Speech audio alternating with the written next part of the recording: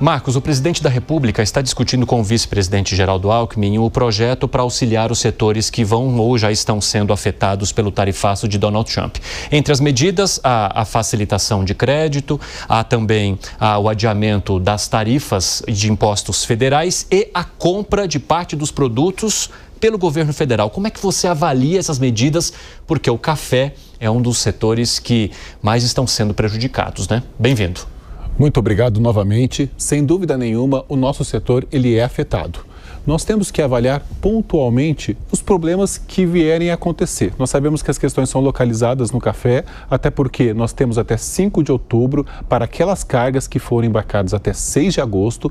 Portanto, os problemas ainda podem acontecer de uma forma mais clara para o setor exportador de café.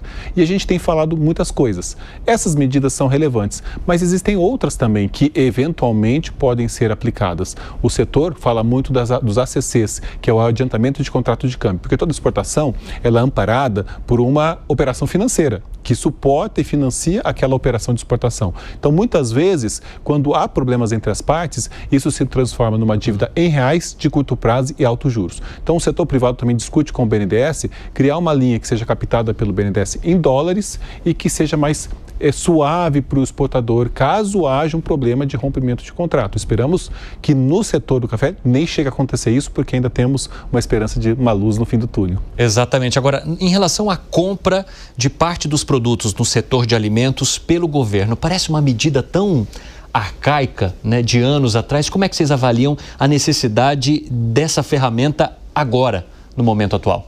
Sem dúvida nenhuma, isso nos remete ao passado, né, dos estoques reguladores, às vezes grandes estruturas de armazéns do governo federal, que inclusive, se olharmos o lado da infraestrutura, como devem estar essas estruturas. Pois né? Mas, independente disso, a gente tem que lembrar que o Brasil é o segundo maior consumidor de café do mundo, então, obviamente, que o nosso consumo interno, ele é relevante, nós podemos também olhar para esse lado, mas nesse momento, o que a gente precisa é de atenção a quem tiver problemas, claro, mas foco na negociação. Vamos lá, então, já abriu o espaço aqui para perguntas. Túlio. Boa noite, Evandro. Boa noite, Marcos. Obrigado por atender aqui a Jovem Pan. Boa noite aos meus colegas de bancada. Marcos, nós estamos muito preocupados porque é um consenso que o governo federal tem demorado muito para começar de fato e de forma efetiva com as negociações perante Donald Trump, perante esse tarifaço. Muito bem, sabemos que o café é um produto que os Estados Unidos consomem muito e cuja produção brasileira é fundamental para aquele país. Portanto, não seria o caso do setor do café fazer uma negociação setorial com os Estados Unidos, tentar, eu não diria atravessar o governo federal, mas se antecipar e que possa efetivamente começar uma negociação, porque se a gente esperar, o tarifaço já entrou em vigor, nós teremos problemas na economia aqui e eu acredito que também nos Estados Unidos, né? Porque o preço do café pode afetar lá nos Estados Unidos. Nós temos bons argumentos, não temos? Túlio, muito bom todo o seu questionamento.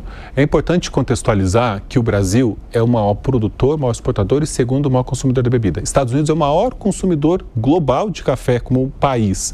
Então, se nós somos insubstituíveis do ponto de vista de produção e exportação, Estados Unidos é insubstituível do ponto de vista do consumo. Tem um número que a National Coffee Association refez, e eu preciso até mencionar isso, porque conecta um pouco com a sua sugestão. Ela anteveu toda essa situação de riscos perante as tarifas. Então, ela atualizou os estudos econômicos. O que esse estudo econômico mostrou? Que a cada $1 que Estados Unidos importa de café, Estados Unidos agrega $43 na economia. O café representa 1,2% do PIB norte-americano. São 2,2 milhões de empregos com 343 bilhões de dólares de faturamento. Olha o nível de agregação de valor. Então, 76% dos norte-americanos tomam café. Existe uma relação que ambos são insubstituíveis. Então, nesse trabalho de advocacy, tem duas frentes aí. Uma é tentar influenciar na medida que a gente consegue internamente. Então, todas as vezes que fomos chamados para o comitê que negocia as tarifas, o Secafé estava presente, né, com o vice-presidente Geraldo Alckmin, municiando de informações e solicitando urgência, foco na pauta econômica e que a negociação bilateral tem que acontecer. Do nosso lado internacional, com as nossas contrapartes, que é a National Coffee Association, as empresas de torrefadoras, as maiores do mercado, as redes de cafeterias, também em permanente contato. E ali, qual era a visão que já tínhamos?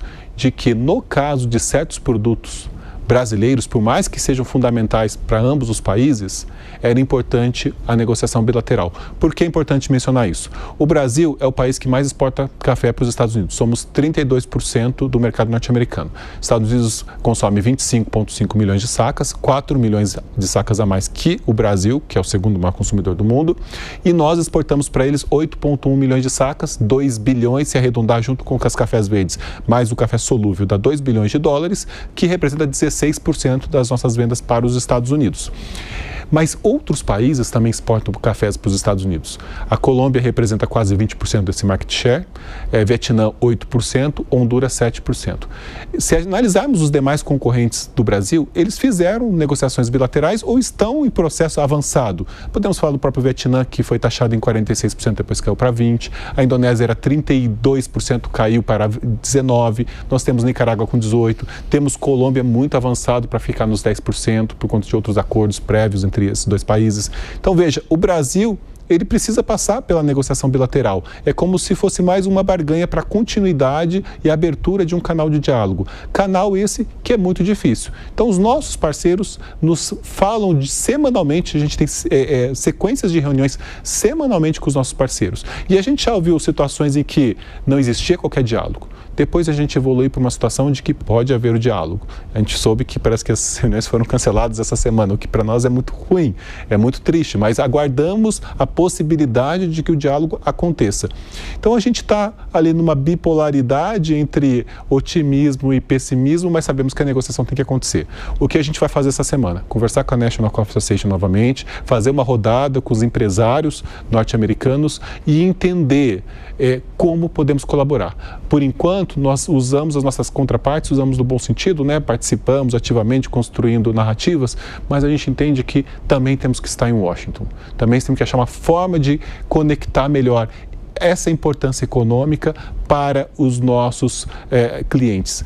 Existiu uma tendência que, se vocês olharem todas as notícias que foram vinculadas lá nos Estados Unidos, era sempre parlamentares do Partido Democrata defendendo o café brasileiro e a pauta brasileira. E isso politiza o assunto nos Estados Unidos. A gente tem que achar uma forma, com advocacy muito profissional, para atingir os republicanos, o Senado, porque afinal de contas o Senado revalida os nomes dos secretários que já estão na ativa, então eles também precisam passar pelo Senado. Então a gente precisa criar uma estratégia muito inteligente de advocacy, que muitas vezes não passa nem só pelo café, mas café, carnes, o pescado, as frutas, e esses grupos unidos colocar também o governo com esse maior senso de urgência para a negociação. Ô Marcos, e no teu ponto de vista, por que esses governos de outros países produtores de café conseguiram e o Brasil não? Essa é uma pergunta que a gente se faz também, da mesma forma. Eu acho que falta um pouco esse pragmatismo. Eu sei que no caso brasileiro tem outras variáveis que foram colocadas até nas cartas que se colocam, né, para cada país. A nossa carta, o julgamento do Jair Bolsonaro e etc. Questões políticas, né? A nossa carta que nós recebemos, ela já fala em déficits comerciais insustentáveis. Mas espera um pouquinho, o Brasil é que é menos favorável na relação comercial. Já tem uma incoerência no primeiro parágrafo. Tem questões políticas e, de fato, a gente sabe que isso é complexo, né?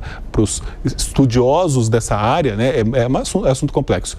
Mas o que a gente acha é o seguinte: o canal de diálogo tem que ser aberto. E se existe uma relação comercial e eles são nossos clientes e clientes importantes, é importante que o Brasil também dê o primeiro passo. Então, essa é a forma como a gente tenta influenciar internamente, incentivar o debate e não mudar a narrativa para coisas menos importantes, porque também, se abrir a internet, vocês vão ver ali discussão de redirecionamento de exportações, outros mercados, que é um outro assunto, super importante, mas é um outro assunto.